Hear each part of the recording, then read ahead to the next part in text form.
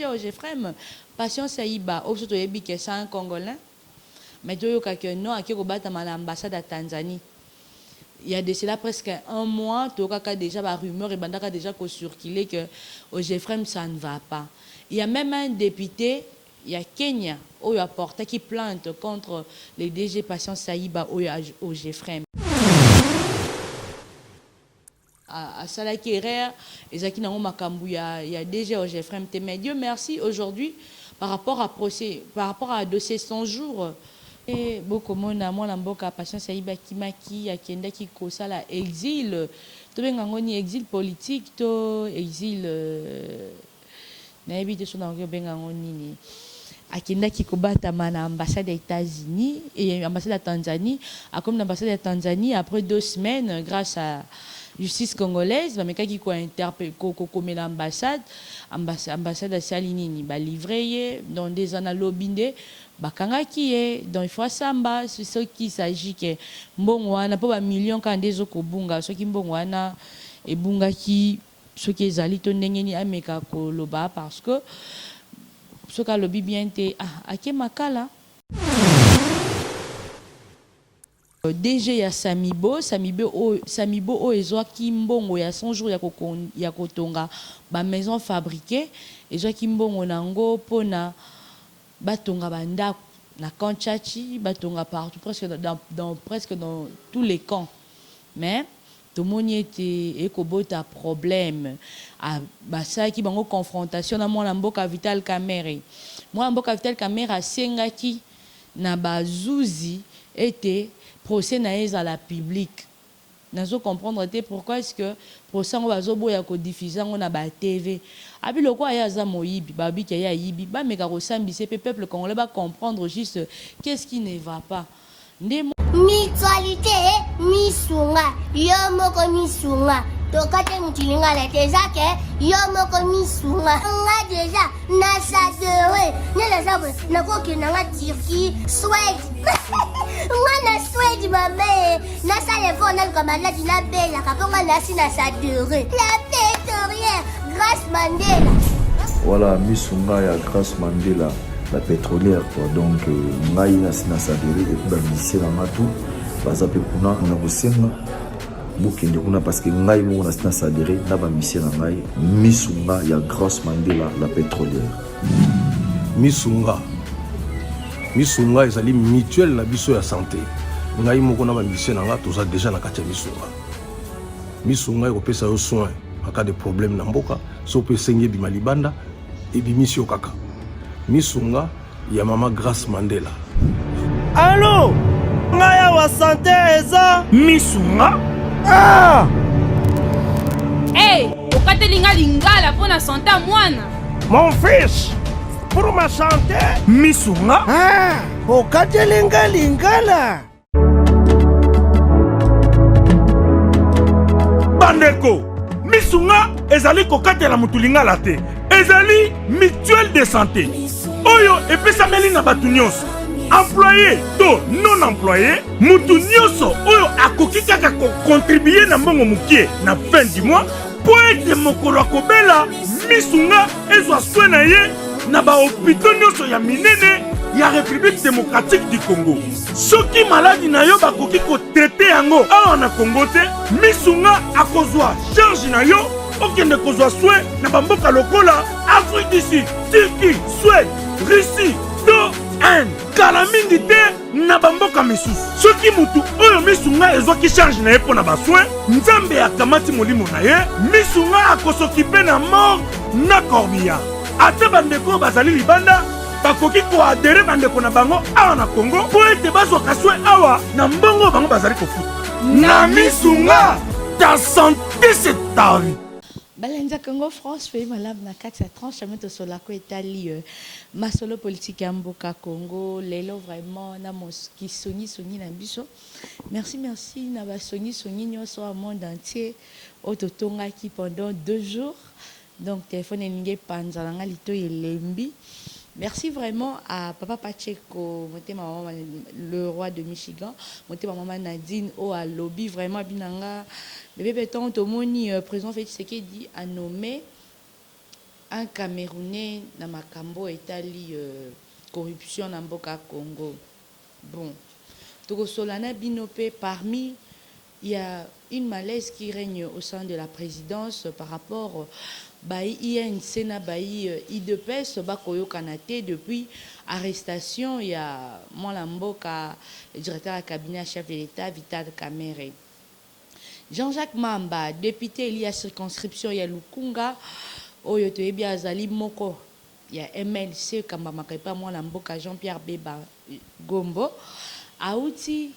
Kosenga, na Molamboka, Janine Mabundo Azali, présente à l'Assemblée nationale, a saigné que Molamboka, Jean-Marc Kabunda, 520 gigas, vice-président, il y a l'Assemblée nationale, a démissionné. Par rapport, il y a Makambo Alobaki na top Congo vis-à-vis, il y a Molamboka Alexis Tambwe Mwamba, Oya Kambaka, Sénat ya Mboka Congo. Tokoye balelo na mwa songi na biso, nanya kope akotindi kaka. Molamboka Jean-Jacques Mamba. Tokokota pe na likambo etali moke ngala koloba kaka. Likambo etali bandeko na biso ba DG. Tomoni DG ya Ojefrem Patient Saïba oyo a défiaki aboaki ko coopérer na justice congolaise après 2 semaines ya fuite na ambassade à Tanzanie lobi lundi de bakanga ki DG ya Ojefrem Patient Saïba tokoye bakolanda na mo songi pe to mekai kole bakolanda eloko nini ekolekana oyo ba meki ko convoquer DG ya Ojefrem. Tokosolana bino par rapport à songi na biso mokolana mo ndambo pe simbi Lydia Omanga Oazali directrice ya presse présidentielle ya mo lamboka président Fetseke Chilombo bakanga azaya qui a interpellé na dossier 100 jours liste eza molai interpella qui est pona nini tokoye bango lelo Tokosolape par rapport il y a gouverneur de la ville de Kinshasa, Molamboka Gentilingo Bilambaka, na le commandant de la ville, Molamboka général Sivano Kasongo, o bakoyi simbe, bakoyi simibeko, balobi est à partir à lobby. Ce qui est montalati masqueté na tout étendu à ville à Kinshasa, à cause de la vraiment interpellé par la police, à Kofuta amende il y a 5 000 francs qui vaut mieux. Presque à 2,5 $. Maram Torosolo la lelo. En plus, mon konzamboka, bah poussi confinement, il y a RDC, bah poussi en gros pendant 4 semaines. Donc, bah école, bah restaurant, bah église, après 4 semaines, tout un dingue kokendere. Nde tokokolo bah 1 mois, donc 10 janvier et 10 juin, nde confinement et Kokiko Silana Ngumba ya Congo. Nous sommes de cœur avec nos frères de l'Est, Oyo Mbula Oyo et Betaki ya Makasi, Oyo bandeko na biso ebele batiki biso, bamsusu babungi na mai, toko solape na makambo etali procès oyo kokende. Ndenge nini mwana mboka Vital Kamerhe aska ko zela 15 jours pour abima. Basongi pe balala raté na moni basongi bele ba komela kinga ba benga kinga ba bisinga mama Margot ndenge zawana to mwana mboka Daniel Massaro ndezawana akimaki na été aza awa bamsu ba bipte akimaki afutaki kanyaka akimaki. Mais nous allons prendre si Christian Touré va nous permettre de balancer les images. Il y a Tato Akambaka déjà oya Kambaka Beach Ngobila mwana mboka Feli Missolina makambo alobaki oazali beau père ya Daniel Massaro tellement kazaki trop émotionné mais amekaki koloba yango pe ici il y aura moyen Christian Touré Kenzo va nous balancer les images. Merci beaucoup vraiment à Christian. Moi, Mboka Jean-Jacques Mamba, Wazali Eli, circonscription à Lukunga, député national, à Sengina Janine Mabunda, Wazali président de l'Assemblée nationale, à Comélier,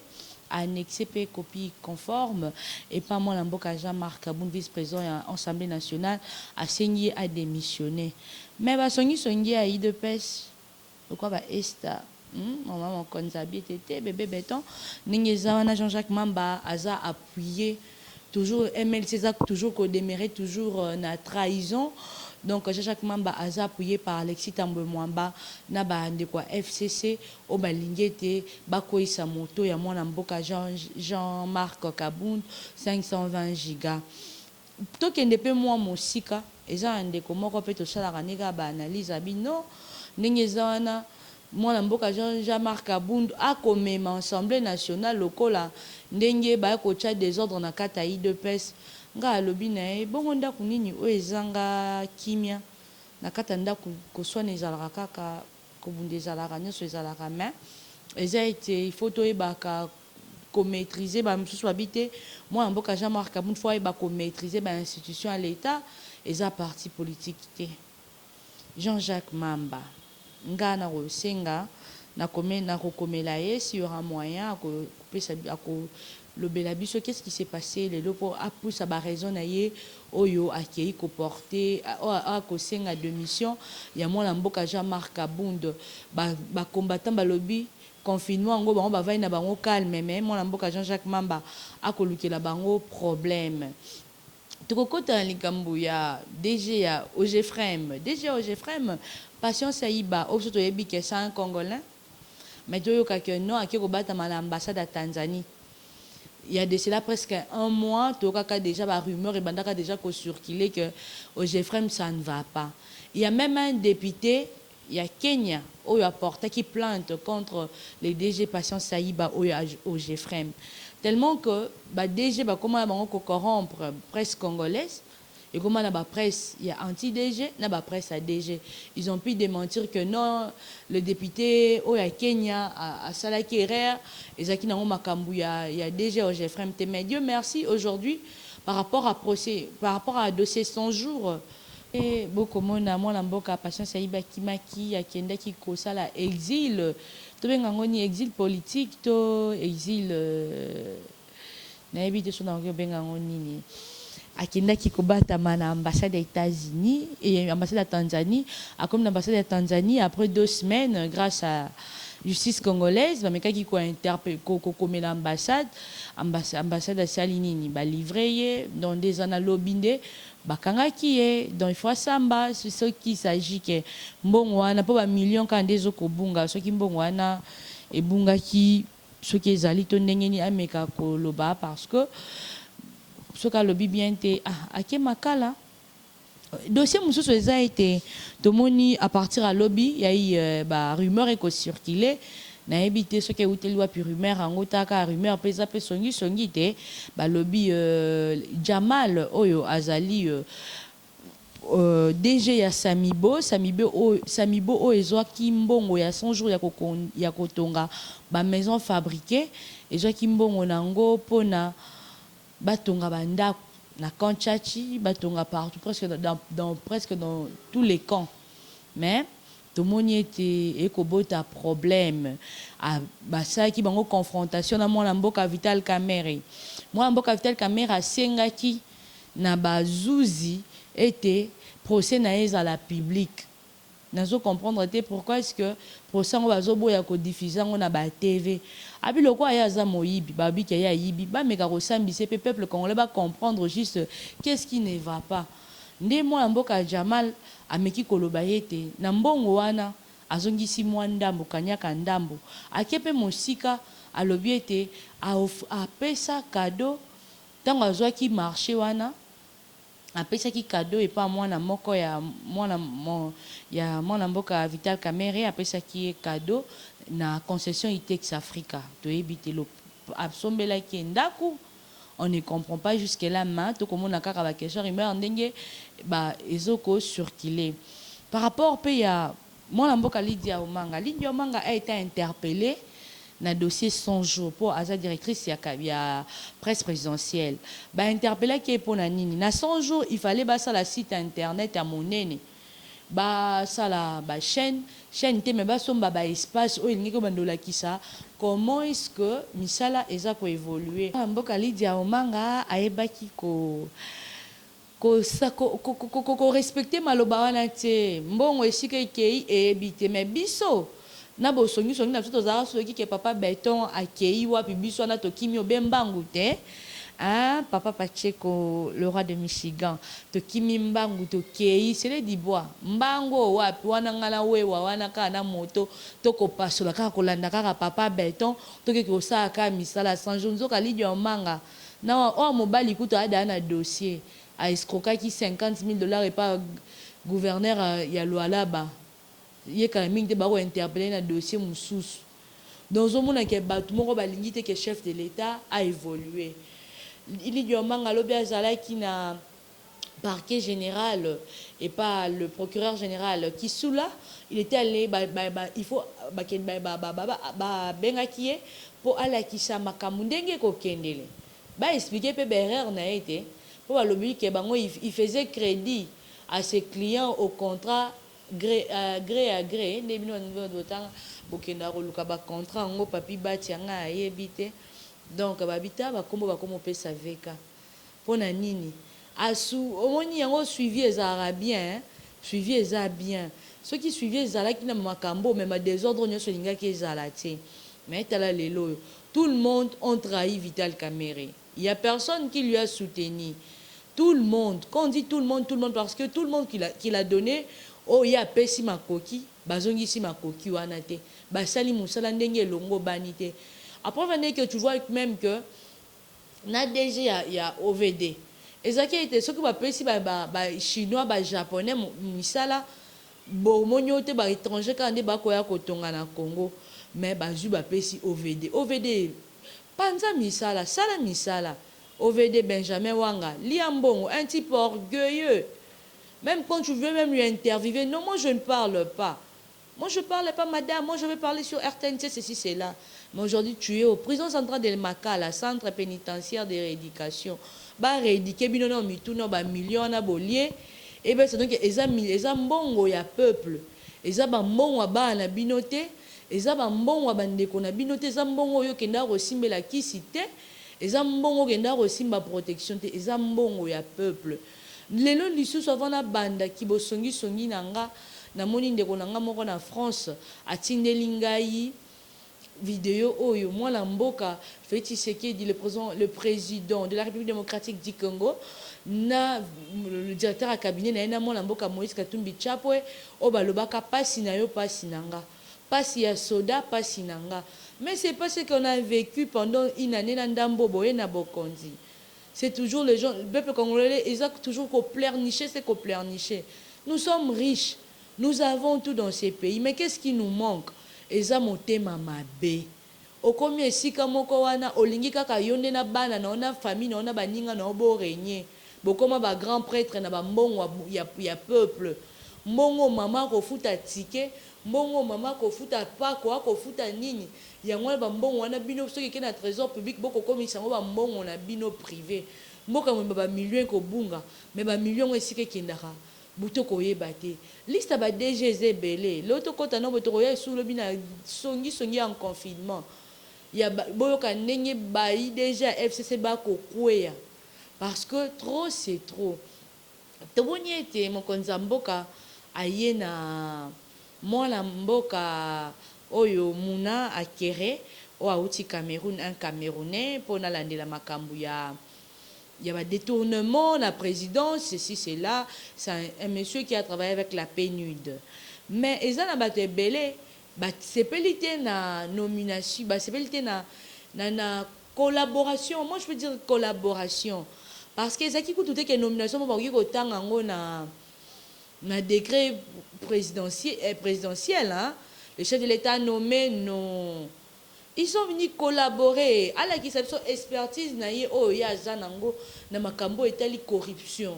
Mais, toko ka moi, batumusu ba sepeli nango te. On a ça sujet de moquerie. Non, le chef de l'État, et ça moquerie.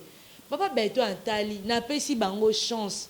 Na ju atana ke mosika na ju bandeko batangi na diaspora. Bae ana travailler na bango mais bango pe batali kaka mabumu na bango na ba mitu na bandeko na bango na bambongo oyo ezako bima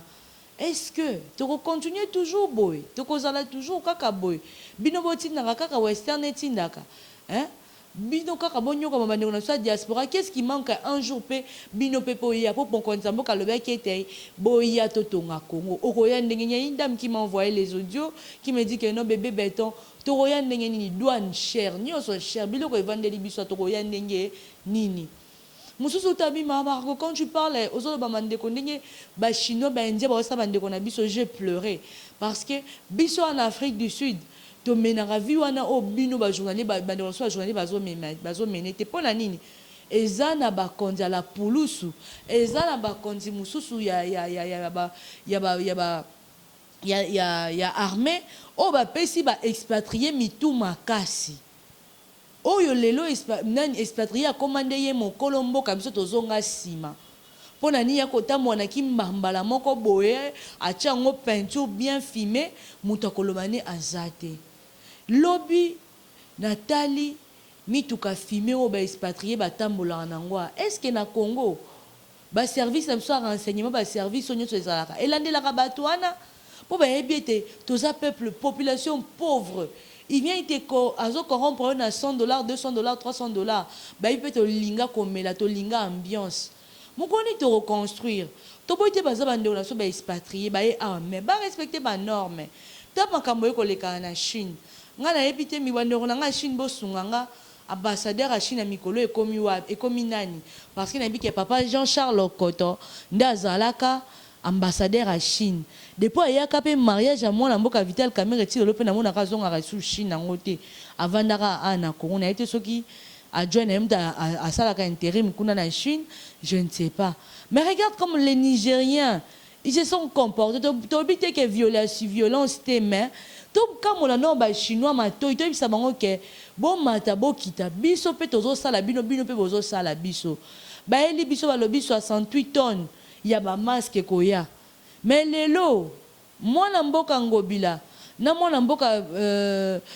général Silvano Kasongo ba respecter même pas nini écart il y a 1 mètre ba respecter yangote mais bakoloba ete amanda 5000 na osombela ngo sa combien madesu na subwaki mwa mbisi ya 1000 francs mwa kopo loso na bepis bana balie ngo bangaki refuta amanda 5000 na loso na mafuta to na sukali boaki okabela biso bana wa bashege o babimi Gombe babimi Zandu bakolala na Victoire bakotambola bano amike wana bolukeli bango solution muto aliboma soka lati masque ta refuta 5000 francs to soda so lati masque te 5000 francs na e aropesa ngo pa nani po biso so soda kayinga na pesa 5000 francs o ezokende lokwa na valeur à $2.5 tozala bato pourquoi le chef de l'État a lire makambo confinement ko kende ngala ko moto kende na ndenga soulèvement populaire parce que muto bimisa 1500 francs asomba masque mais to moni aba chinois ba ye non konga mona mituna eza touche ba simbisa ki mokonza mboka to nini ba chinois ba 68 tonnes na ba masque wapi 68 tonnes nango 1500 na ki kosomba nini masque même 1500 nako melango tina tongot na sombi de sacha loya de lipa na mwa nguba ni na meli petit pona nini ko liyo nyoko la congolais ba mama ba kote kate ba ballon nini mama na Congo awa na conjoncture en mboka ekomi que maman ndako lesa ndako siko mama so azoteka te bana baolia ndenge nini to makolia kindoki to koma ko est-ce que c'est normal tozo comprendre sous te mboko tozo kene nango wapi bozo sunga chef de l'état les sénateurs a vu Joseph Kabila Baki andaki koluka 15 personnes à malamu à travailler na bango parce que chef de l'état koluka combien de personnes tika ta ba expatrié baya to travailler ta na ba expatrié Mosusu abi nanga pe songi mosusu pa beninga na mboka États-Unis andanga mama Margot muna ekere wana on lui a condamné 3 ans na mboka na epona makambo soki makamni asaki kuna na mboka na mais il vient ici bozo pese ba éloge lokola nini non on lui a appelé pour son expertise aya to travailler totala ndenge ya kokendele mais toko senga na mwana mboka mama Bernadette Tokwaulu il faut avoir du respect. Kolingboli bomoni yo zara na SNEL le logo tu merci un peu na directeur à SNEL ambalo akosa ata mo musala mukie malamu yo lia ba câble Bernadette Tokwaulu yo lia ba câble o lia ba fil de fer ba câble wa nini memela so ba câble ba fil de fer ya ba mbodi courant na makala ba yebi courant tozo nso ba image akala ya ba magazine nga nde ba bande ko belela yo tu prends l'audacité ko lela héritage à papa na nga na âge na maman mukolo bongo po ni ko sambwisa to moni mutu mo ko cha état de droit mutu moko justice ezongi na valeur oya ko bela juge Kisula aliembo nanga bon so pe juge lelo to lobi pe to nani procureur général Kisula aliembo na bino ya héritage na bino si ba mbongo ya Congo tata bino zaka na mbongo wana mbongo wa Congo yango lobi moi na lobaki lobi bana pe ya ba million pe ba koloba nini héritage ya papa na ngai héritage ya papa na mbongo wa pasi ya congolais na mbongo wa pasi bande na biso ya STR no so ba kolela masasi ko beta na mbongo oyo bande ko na so ba konyokwama lelo Bernadette Tokaulu atemi akobela héritage na âge de maman mukolo ngala ko senga na procureur général bo interpeller mbongo wa signal ekenda wapi yé pas facile à faciliter rapé vie wana pe na 32 millions oyo utaka na Brazzaville elle aussi elle fait partie de cette bande mais elle prend l'audacité quoi comme le quoi mutumo le quoi mutu ko sala te excusez nga pour na terme maman mais tu fais la honte d'une femme ya ba basi ya mayele obiso to yebi basi ya boanyo baza na Congo to moni lelo bande na so ngolata ba masque ya maputa tangu dada national l'honorable Jeannette Kabila ayena projet na ye ya kolata ba masque on a politisé ça balobi était ba masque wana eza ba masque moko oyo eza na poison boy na boy mais l'autre masque longo ya nini ba masque nini masque ya liputa ngape na singi pe na dada national na compte à fondation musée Kabila poto yoki pe ndenge ba rumeur eko circuler bo sengaki moi la mboka le premier ministre Sylvestre Ilunga fond po botonga ba masque wana ebele na ko senga na compte à musée ya fondation musée Laurent Désiré Kabila so iboki ata ko kabela biso yango ata ya ofele po bozana ba honorable ebele ya mbongo na kata fondation na o mona ba concert honorable Geneviève Vinagos baleke belé na mona mboka ozaka ex ministre de santé Félix Kabanye Numbi bango wana toko mona bango mais toko loba est-ce que pona kolata masque et comme problème malade yango 350 ça non en attente boina bo au juste qu'est-ce qui ne va pas dans notre pays nous disions ceci le chef de l'État a besoin de vous bande konanga tangu nyonso tokotalaka tata mokonzi tochaka ye na losambo tosambelaka mpo na ye tolobaka ete mokonzi mpo bible losengi tosambela mpo na bakonzi na biso tala lelo oyo nayeba eke DG lelo bakoki kokanga DG me ba DG bakangami lokola mayebo liste eza molai babi aza 700 liste eza molai mbongo il faut ezonga na l'État mbongo il faut ezonga na l'État mpo so tokoki kovanda boye te tala nde bakomo kokopota mwana mboka Vital Kamerhe Buzoba il faisait crédit de contrat gré à gré tala nde moto asam tala ndenge état de droit komi kosambwisa bato ya mbongo bakomi kolala na makala Patience Aïba un homme orgueilleux il fait pas parler les gens mais regardez aujourd'hui place à quelque aussi lana balobi pe mutu bazaki na simana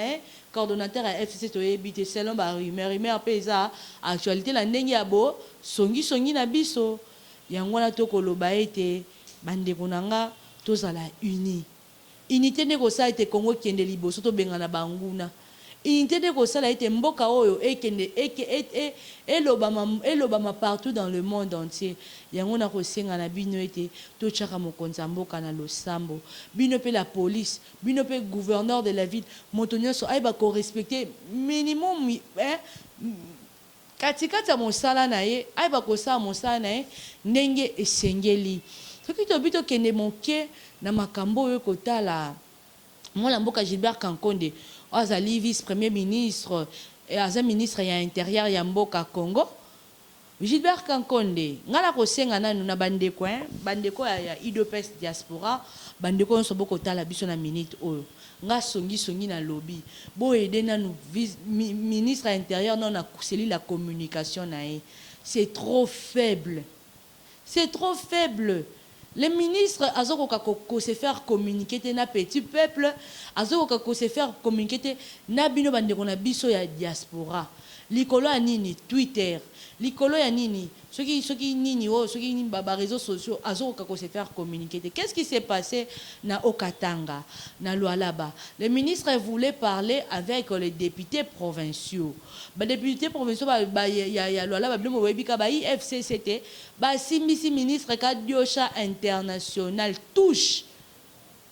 ba yena bango te balobi te ministre moko kuna akangi assemblée nationale alobi confinement bongo ya ko benga so toza plus de 20 tovanda ndenge nini botala nanu makambo aboy. Pourquoi pas venir ata pour vendre na écart ya 1 mètre mais ministre Gilbert Kankonde ngala ko beta c'était c'est la communication non c'est trop faible. À chaque fois que moi je vous vois je vous dis ça papa il faut arranger votre cellule de la communication. C'est trop faible. Moutoko sa musato koyeba ite parce que bande kwa FCC o batikala depuis ti lo bazaka kawana ba rolinga te ke yo au travailler malamu ba rolinga toujours ba sanini ba humilier yo yango tolobi ete ba UNC o bazana kata ya présidence ba koyokana te na ba IDPS pour na manquement. Le numéro 1 c'est Dr Seleyemba. Le numéro 2, le professeur Nicole Boacha, un professeur qui donne un bon cours à l'université de Kinshasa, une dame qui a maîtrisé droit main à Debordaki. Et on va IDPS, la chef de l'État, à suspendre pour un manquement du respect. Donc, Debordaki. Tout le monde peut Billy Kambale, à Kepe mon sika à déborder. Mingi Borotunanga, maman bébé béton. Nengeni ni procès à moi na mboka Jean-Marc Kabundenga fundaki bande kona biso oyo ya affaires foncières et comme likambuya bana na bana kuna mwana Tshisekedi le fait Tshisekedi Jean-Marc Kabund en colère koto pe mwana ya veka les pacificateurs o balobi le fils de papa.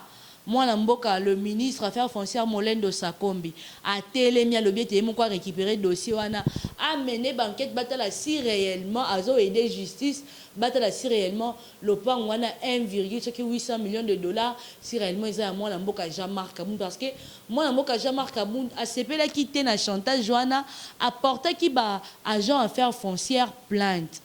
Yango toko senga na bino bande kona biso merci beaucoup na ko senga na bino nazana ba audio eleke belé mbala sima na ko yokisa batu ba audio na si ya moyen à participer vous pouvez nous envoyer les audios totonga na nous politique mboka Congo ezokende ndenge nini pour président de la République soko lobi ozala kaka monga isako papa beto soko lobi ozala kaka motema kaka mawa oh moi je suis pas peuré moi je suis non il faut frapper. Parce que quand tu dis que l'homme tu vas frapper Moutouboy à Kimi. L'homme va sala boy Moutouana Kimi non. To lo bali susu te ka to kanga minoko na procureur général to kanga kaka minoko omonika mutaika ka bubo saka ba mandat d'amener. Ba ekara ba zuyo okembala moko. Parce que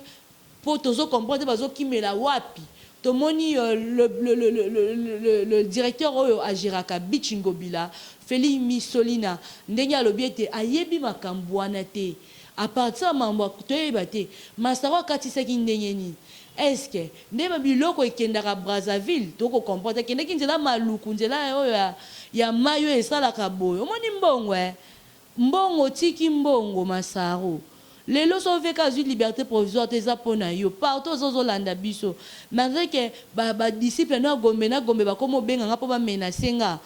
kutelo belanga eloko te nga momo na papa Fachi Beton nga moko relation na sénateur à vie nga moko mwana ne bo bengi nga kutu na olanda ta binote. Parce que nous disons ce qui est vrai. Daniel Massaro a mal fait. Il a refusé de coopérer avec la justice. Il y a moins peut-être qu'à mère liberté provisoire. Tout cela après 15 jours. Ce qui réellement vraiment moi peut-être qu'à mère à reçoit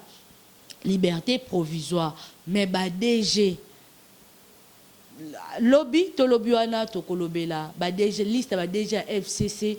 au Bakokota prison centrale à Makala, Bakomingo Bengango, messe noire.